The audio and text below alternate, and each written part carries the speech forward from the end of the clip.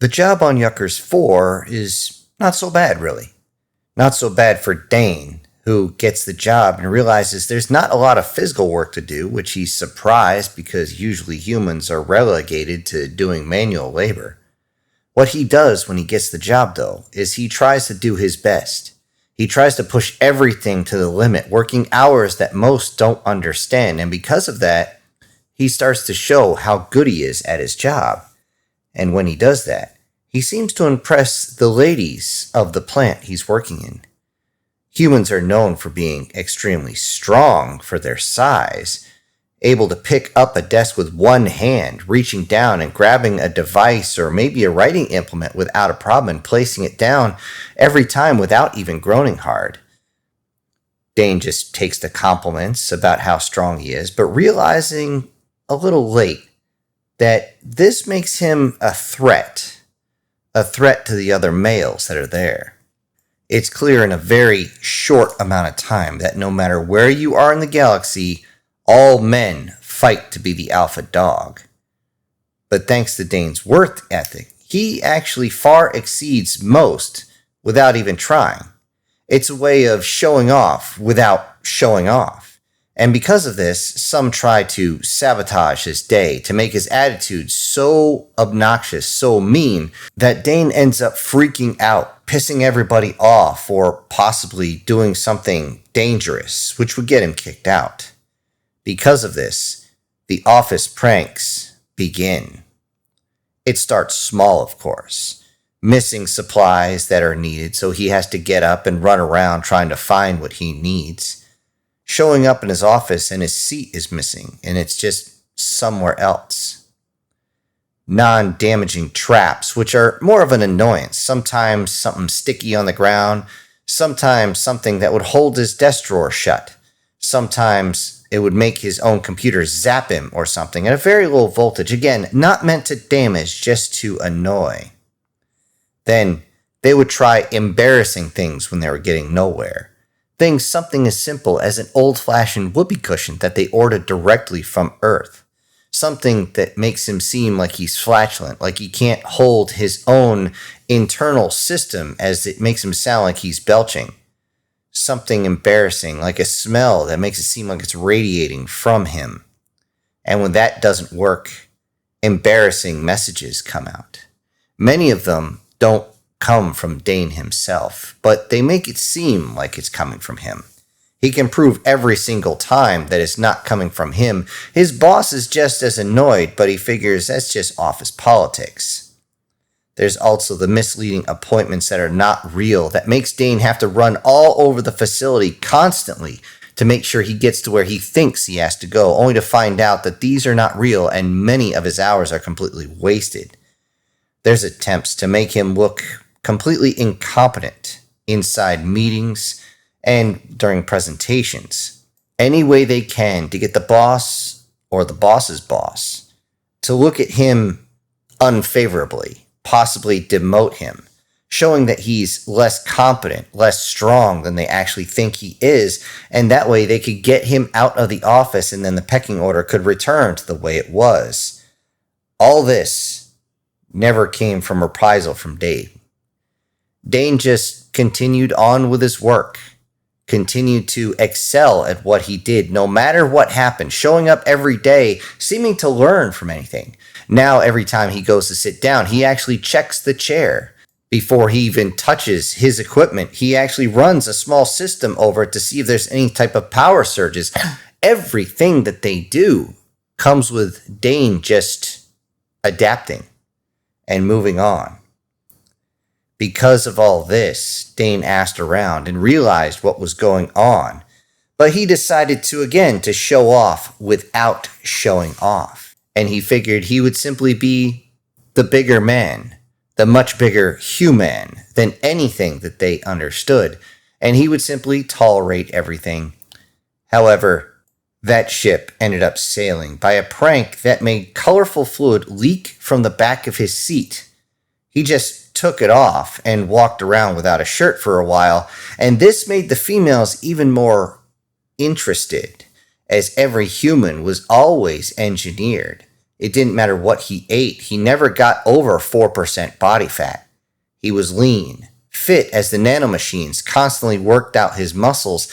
And now, the two female Zoiks, they were looking hard. The Zoiks are a very humanoid species that are noted to be the most physically desired species of all of them throughout the known universe. These two females were actually looked as even more desirable as they went to blows against each other. Everyone was concerned what was going on, and even as Dane came in, he saw the two rolling on the floor, tearing at each other, ripping clothing off, revealing much of their pale red skin. The red skin that seemed to shimmer, and for a moment, Dane just stared. He was amazed at what he was seeing. Was this an actual girl fight happening on a rock in the middle of God's nowhere? What the hell is going on? Dane was actually the one to break it up as everybody else was placing bets. Yet this motion, this action, made everybody upset that he broke up the girl fight, something that they almost never see, as females are considered non-violent in every species.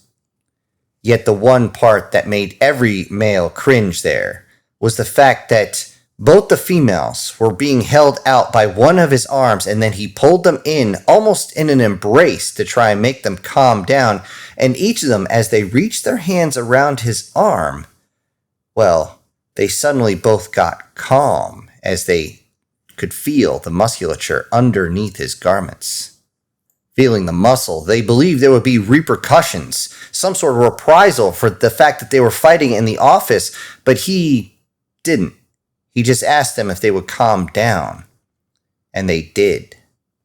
Seeing this, all the males seemed to look at each other, and they all had the same thought in mind. They knew it was difficult to get true human cuisine out here in the void. One could synthesize it, of course, but it's not nearly as good. In fact, it's bland, almost tasteless. Though it has nutrition, one would always look and go, you can survive on it, but it tastes like dung. Dane's meals, though, he had shipped in all the ingredients, but now they started disappearing. Slightly stealthy at first, as they would just disappear. No container, no nothing. Then somebody would eat his meals, and the container would be left behind, which aggravated him. But he always happened to have a snack nearby, so he could keep going, or he would synthesize something else. Then they would leave half-eaten meals left behind, but not just half-eaten. They made it clear that those portions of meals that were left behind were clearly destroyed, made unpalatable, unedible by the time he got there. Though Dane didn't show direct rage, they could see it building in his eyes, and they believed he just needed a little push to push him into the craziness. To do that, they all got brazen.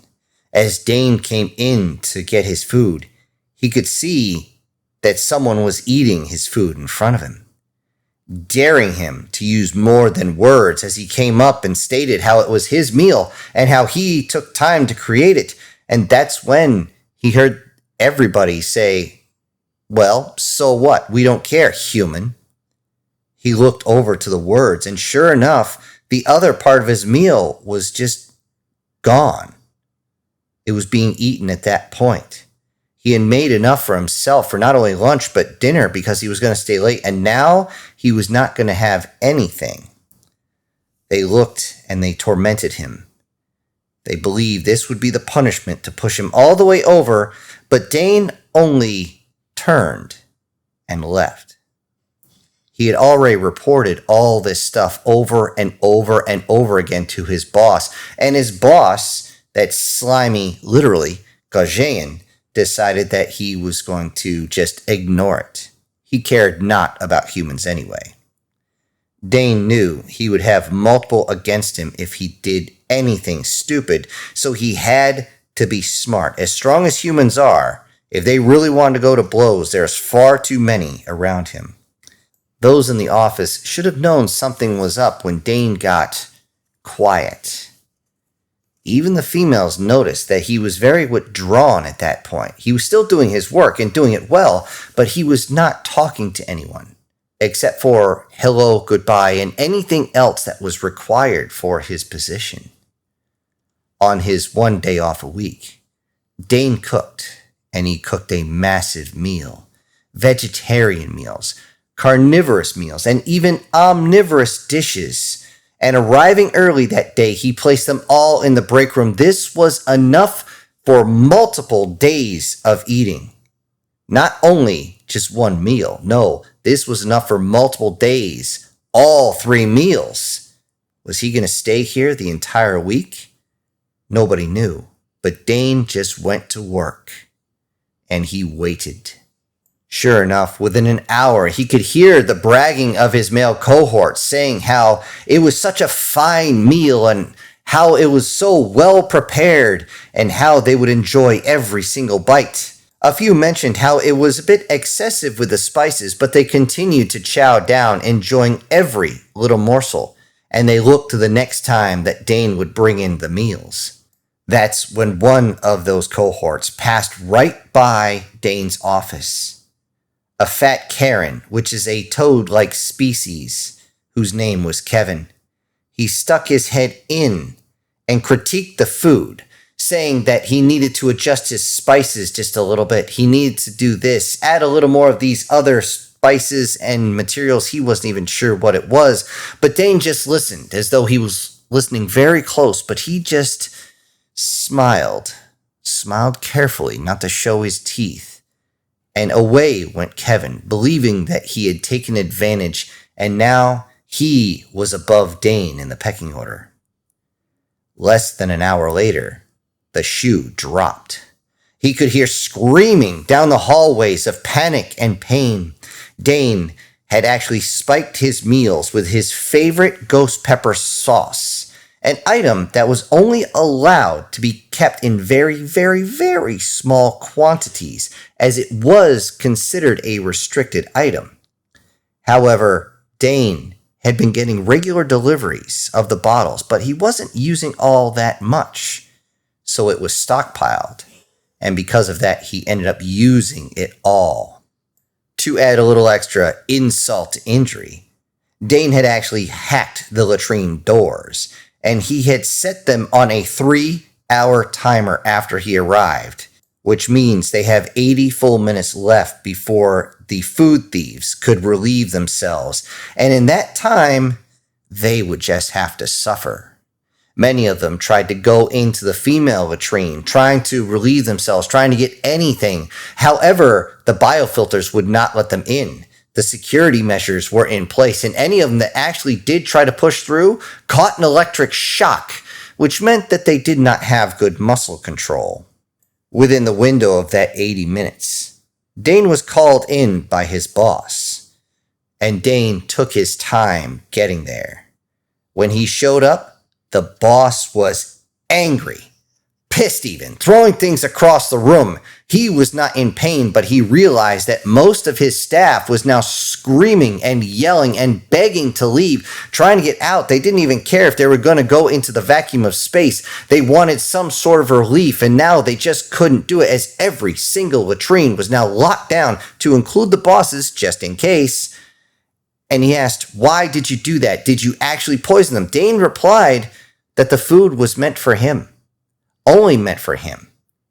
He had actually placed a note on all his food: do not touch, human consumption only. He had mentioned how he had permission to have the sauce in small quantities, and that's all he used. He didn't say that he had multiple bottles. Anyone that was experiencing discomfort at that time had to be the actual thieves of his food, his own personal property, something that is against the rules of this location. He reminded the boss that he had been reporting the food thefts for almost 2 full human months. And it was only then, as he pounded that home by actually pounding on the desk saying 2 months, is when the boss finally started to relax. As they talked, he could see the boss, a crab-like creature, getting more and more uncomfortable. Dane wondered if perhaps he had got himself a snack earlier. They continued to discuss the matter for over an hour before a notification came across Dane's device. Dane picked it up, looked, and he smiled. This is the deactivation of the doors. He was asked by the boss what it was, and the crab was sweating onto his desk from being overheating from the inside. The message that the latrine doors were open went out to everybody in the entire office, and he listened. He listened close as dozens of aliens ran to use the facilities, and they all ran right into locked doors. That's when the boss noticed the commotion, checked his own device, and saw the alert that let him know that everything was open. The crab boss had actually got up to run as well, and just as he got to his own latrine door, he slammed on it, realized that it was still stuck. And that's when Dane stood up, still holding his own device, moving his thumb across to make sure that everything was clear. And then he simply said, "Fire in the hole!" before he hit the lock release. All those that had eaten the human food crashed through the doors, landing on each other in a crumpled mess, many of them with their limbs intertangled as they tried desperately to get to the area to relieve themselves. Most were unable to hold their bowels together as many of their coworkers slammed on top of them. So as they clambered inside, they left a slimy, chunky, stinking trail all the way to the stalls. Dane himself just walked back to his office, to his workstation, and sent out 2 messages. The first was to the lovely Lady Zoinks, asking if either of them wanted to join him for an hour or two, perhaps for some cocktails. The second was a notice to the entire company, to his boss, even to his boss's boss, and anybody else he could possibly CC to, stating how he would be taking the rest of the day off as the company and its employees had become unsanitary. Hello everybody, this is Syntax. Thank you for joining me today on this quick short story. Now before I go, I need to say that today's winner is MTF Guard. And I also need to send out some humongous thank yous to the supporters of this channel, and they are Prozac and Pancakes, Steve Ewing, The Lockeen, MTF Guard, Brian Kemp, Guardian Sage, SS Demon, and Erica Gem. Thank you all so much for supporting the channel. Everybody else, I'll see you on the next one. This is Syntax, punching out.